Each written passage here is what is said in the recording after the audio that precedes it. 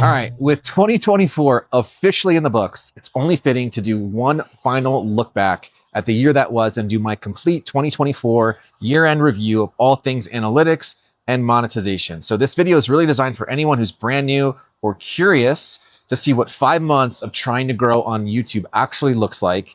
And if you stick with me towards the end, I'll share some advice for newcomers on the platform, and we'll talk a little bit about my 2025 process and priorities. So let's jump in. All right, so let's hit the highlights for the channel for 2024. My first video posted on July 19th, 2024. Since then, I've posted 46 videos to the channel over the following 24 weeks. Now, of those 24 weeks, I've been pretty consistent in posting videos every Monday and every Friday, with a few exceptions here and there, and usually between 9 a.m. and 11 a.m. in the morning, local time for me, which is mountain time in the US. Now, of all the videos I've posted, I've really stuck to three primary content pillars. The first of which is how-to tutorial style videos. The second is monetization and analytics videos like the one I'm doing right now. And then the third pillar is more inspirational, aspirational, and self-reflection, just talking about my experience here on YouTube. After 46 videos, I've been able to get about 44,000 total views on the channel. And that's earned me almost 3,000 watch time hours. So I'm right there at that first level of monetization on YouTube, and then almost 2,000 subscribers on the channel as well. So of those 44,000 views, that comes out to about 950 views on average per video. But in taking a look at the channel as a whole, I've noticed that only about 20% of the videos that I posted are above my channel average. And when I look at impressions as well, I have 850,000 total impressions across all 46 videos. Only 18% of the videos I posted have more impressions than my channel average, which is 18,500. So there's something to be said about the 80-20 rule that you constantly hear about, is that you're going to have all of this work that you're putting in, and 20% of it is going to account for the majority of your output, essentially. Now, my channel click-through rate is sitting at around 3.5%, and that can definitely be better. And my average percentage viewed is also around 30%, which could also be better as well. So for next year, I'm hoping to get my click-through rate above 4%, and I'm hoping to get my average percentage viewed above 40%. Now, in terms of how I was staying organized and keeping all my projects on track, I've used a lot of Google products we've talked about in previous videos, like Google Docs and Google Sheets. And that's really been it. That's been the strategy this whole time, is 2 videos per week, stick to my 3 content pillars, and use my systems and my processes to keep me on track. And then my philosophy was that the results will follow as long as I stay true to my process. So with that, I was hopeful to get better with every video. And you guys tell me if you feel like that's been the case. I've very much taken a quantity over quality approach, because I wanted to get as many reps in as possible, to go through the discomfort of being on camera, to get better at writing in a shorter period of time, and to get better at editing too along the way. So there's been a lot of experimentation. There's been a lot of engaging with the community and learning what they need. And then there's also been a really concerted effort to find some YouTube friends, find a peer group, and find a group of mentors that I could also learn from as well. And I feel fortunate that I've been able to accomplish a lot of that in 2024. So if the question is, how do I feel all in after 5 months of being on YouTube and having, achieved a certain level of success? I would say I feel pretty good. I feel like I've gotten out of YouTube what I've put into it. And I know that there are a lot of channels out there that have grown way more quickly than my channel has, and that's okay and good for them. But there's also a lot of channels out there that haven't grown quite as quickly. And I think what this really tells me is that we all really just grow at our own pace and in our own time. And we all learn differently, and we all communicate differently, and we all have a different approach, and we also have different goals in what we want to get out of this YouTube experience. So I feel fortunate and grateful to have had the support that I've gotten over the last few months. I feel grateful to have had the time to dedicate to this. And I'm really just looking forward to doubling down on my YouTube efforts here in 2025, and hearing more from you guys about what you need and what you want, and hopefully to inspire and motivate more people to get started. All right, and here is our final 2024 monetization tracker, including all 24 weeks that I've been posting on YouTube. And for those of you who haven't seen this before, this is just a way for me to track week over week how my channel is doing. I've got some progress bars here at the top that are showing me my progress towards certain benchmarks and certain thresholds. Initially, I had been tracking towards 1,000 subscribers and 4,000 watch time hours. I did hit my 1,000 subscriber mark here on week 17. I'm hopeful to hit my next 1,000 here in the next week or so. But now I'm tracking towards 5,000 subscribers and I'm at almost 40%. So feeling pretty good about that. And then as far as my 4,000 watch time hours to get fully AdSense monetized, I am just shy of 75% or 3/4 of the way there. Now, according to my historical data and how my channel's been performing, I have approximately 9 more weeks to go before I'll hit my 4,000 watch time hours. But again, I'm hopeful that I can get there a little bit sooner.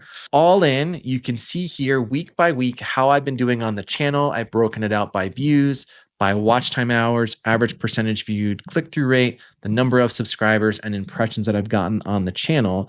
And the one thing I'll call out for anyone who hasn't seen this before or who hasn't tracked their own data is you'll notice there's a lot of ups and a lot of downs. There's going to be peaks where the channel really explodes, and then there's going to be weeks that follow where you kind of come back down to your baseline and you're not really performing as well as you would have hoped. That's all par for the course. This whole YouTube thing is really just a giant momentum game, and you have to keep going and you have to keep pushing through the downtimes to get to the uptimes. So all in, the progress is up and to the right, as you can see down here on our line charts.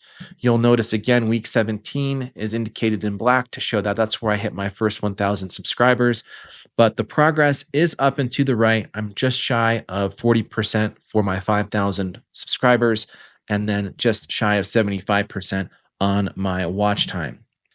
All right, so what have I learned by studying the YouTube studio in the way that I just showed you over the last 5 months? And what advice would I have for newer creators coming onto YouTube to dig into when they're in the YouTube studio? So the first piece of advice I would give is number one, you don't actually need to be in the YouTube studio nearly as much as I am. I just happen to be a very numbers driven individual from previous work that I've done in corporate America. But if you're not really into the day to day numbers, don't feel compelled to go in there because there's a lot of information. It's easy to get confused.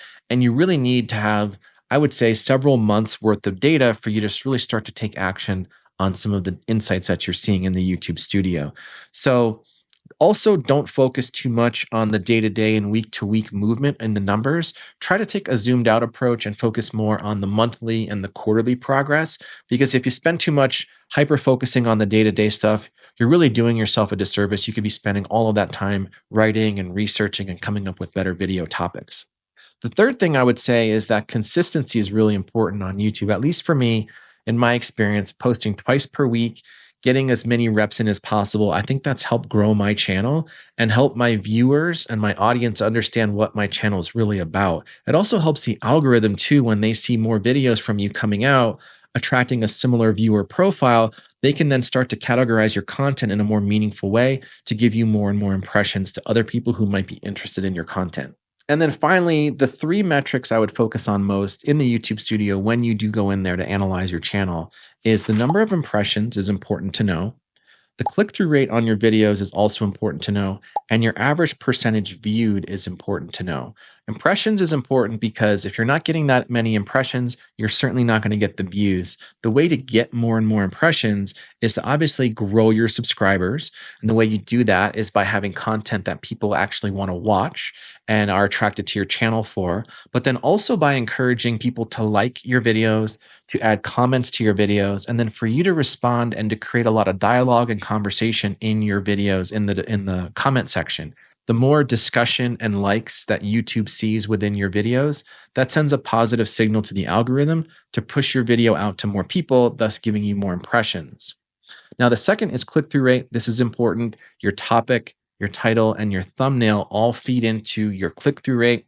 I would say probably the most important thing is the topic of the video, making sure that the things you're discussing are things that people actually care about. And that's going to take some time to figure out. It's going to take a lot of research to understand what people actually care about. And it's going to take a lot of engaging with your community too to understand what videos they want you to make. But then secondarily to that, it's creating really crafty titles that really are descriptive enough, but also invoke a sort of curiosity or a tug on an emotion to get people to want to click on that video. And then the third is your thumbnail. Now, again, depending upon your niche, your thumbnail may be more important than in other niches. So for me, for example, I'm in the YouTube growth space, I'm in an education niche, and my target audience is midlifers, Gen Xers, boomers, and older. I suspect they don't care too much about overly flashy thumbnails. So that's why I try to focus really more on branding my thumbnails a certain way with me looking hopefully trustworthy and using a lot of the same fonts and color schemes from video to video. Now, on top of that, I do spend a lot of time thinking about my topics and my titles because I feel like that's going to hit home more for my audience. And it's really going to attract the right people to my channel at the end of the day. And then the third metric in the YouTube studio to focus on is your average percentage viewed. And this is going to be how often people are staying on your videos versus clicking away. This is, again, something that you're going to want to improve over time because it's not going to be inherently obvious to you how to make your videos more and more engaging to keep that retention up. But the better the retention on your videos, again, the better the signal to the algorithm to get you more impressions. So, all in, my advice is don't get stuck in the YouTube studio every single day. Try to focus out, take a more long term view of things when analyzing your data in the YouTube studio. Consistency is very important. And then focusing on your impressions, your click through rate, and your average view duration. All right, so now let's talk about my outlook for 2025 and the things that I'm going to be focusing on here throughout the next 12 months. Now, I've got it in two categories. The first is process, and the second is goals or milestones. And while I think having goals and milestones is really, really important, you really have to have a good system or process that you leverage every single day in order for you to get there. So I'm prioritizing for this year my process. And my process is going to be sticking to 2 videos per week, preferably Mondays and Fridays, as I mentioned before, and also being really diligent about sticking to my calendar. For this year, I've done a lot of time blocking on my calendar to make sure that I'm getting specific tasks done within specific timeframes during the week so that I'm never really playing catch up. I always want to be 2 to 3 videos ahead on my posting schedule to make sure that I'm never scrambling last minute, kind of like I am right now. The other part of my process is going to be a lot of personal and professional development. So I want to read more, I want to study more, I want to go through more courses to get better and skill up. I want to start to differentiate myself a little bit within this broader YouTube growth niche space to make sure that people are finding the value that I hope to provide them throughout the year. So, courses for things like Canva, DaVinci Resolve, working with newer AI platforms like Notebook LM, getting more organized in platforms like Notion, maybe building some templates for that, and then going through some filmmaking courses to get better at filmmaking on my smartphone. And then finally, it's to lean into any unfair advantages that I have. And you guys keep me honest, tell me if any of this rings true for you. But I think my unfair advantages might be that I'm able to be consistent when I really try. I think I'm pretty organized for the most part. I know there's a lot of other people who are way more organized than me, but that's something I aspire to get better at over time. I think I'm also genuinely interested in trying to help other people succeed. And I'm okay putting in a lot of work to learn the needs of other people and to try and help them through their problems. So maybe, I don't know, being empathetic or trying to be of service for those individuals. And then finally, hopefully, I'm a decent communicator and an educator. And that's something I want to get better at throughout the year. Now, in terms of goals and milestones and thresholds that I want to achieve throughout the year, I want to get to 5,000 subscribers on the channel by June. And I hope to get to 10,000 subscribers on the channel by the end of 2025. I also want to create additional lead magnets to grow my email list, and I want to get more consistent with posting on my newsletter to keep people updated and help them understand that I'm here as a resource and maybe give them some value and tips along the way. I also want to launch my first digital product for sale by the middle of the year. And then I want to ramp up to working with 5 to 7 new clients every single week as part of my consulting and coaching business. So as you can see, the goals and the process are quite simple. There's nothing too novel or extraordinary going on here. I think for 2025, for me and where I'm at and the way I've been able to grow in 2024, The trajectory is just stay the course, right? Follow the process, continue to grow the channel, create awareness about me and my value add, and hopefully people will vibe with that. And hopefully I'll be able to grow my business as a result of that. So I'd love to hear from you guys. Put in the comments below, what are your goals for 2025? What is your process that you're going to lean into for 2025 to make you successful as you grow in your YouTube journey? I'd love to hear from you, and I'll talk to you guys in the next video.